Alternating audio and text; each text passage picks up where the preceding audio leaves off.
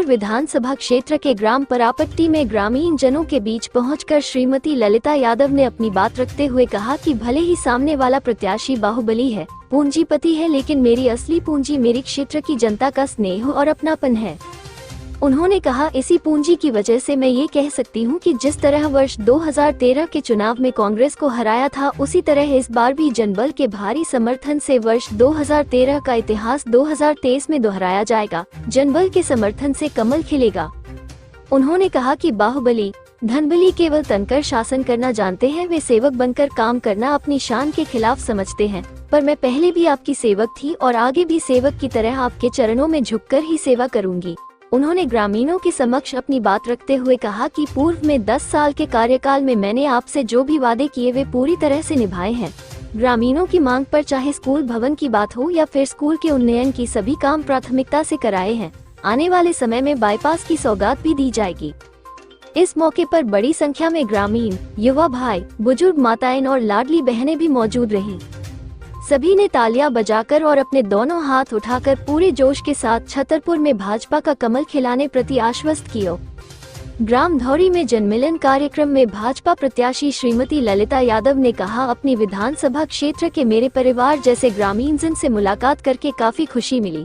माता बहनों ने गले लगाकर मुझे जिस तरह से जीत का आशीर्वाद दिया और बड़ी संख्या में गांव के साथी मेरे साथ गांव की गलियों में कंधे से कंधा मिलाकर चले, उससे ये पक्का लगने लगा है कि वे भाजपा को एक बार फिर से जिताकर प्रदेश में भाजपा की सरकार बनाने में खास भूमिका निभाएंगे। विधानसभा क्षेत्र के ग्राम कालापानी में आयोजित जनमिलन कार्यक्रम में गाँव की माता बहनों ने डंके की चोट पर कहा कि वे ये बात लिखकर दे सकती हैं कि उनका वोट ललिता यादव को ही जाएगा। गांव के अन्य ग्रामीणजन ने भी भरोसा दिलाया कि वे अपना आशीर्वाद देकर कमल को भारी मतों से विजयी बनाएंगे। गांव में ग्रामीणों को संबोधित करते हुए भाजपा प्रत्याशी श्रीमती ललिता यादव ने कहा कि गांव में लोगों की भाजपा के प्रति आस्था और विश्वास देखकर मुझे गर्व हुआ कि मैं एक ऐसी पार्टी की सदस्य हूं जिसने लोगों के दिलों में अपनी जगह बनाई है। उन्होंने कहा, ये वही पार्टी है जिसने अयोध्या में राम मंदिर बनवाने का बीड़ा उठाया था और ये काम पूरा हो गया। 22 जनवरी को मंदिर के गर्भगृह में रामलला विराजेंगे।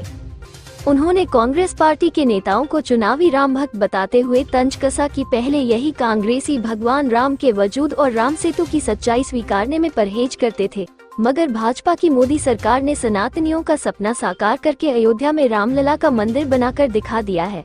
उन्होंने कहा कि भाजपा की डबल इंजन की सरकार ने हर वर्ग के जरूरतमंद की मदद करके उसका जीवन स्तर सुधारा है, बेटियों और महिलाओं को आत्मसम्मान से जीने की राह दिखाई है।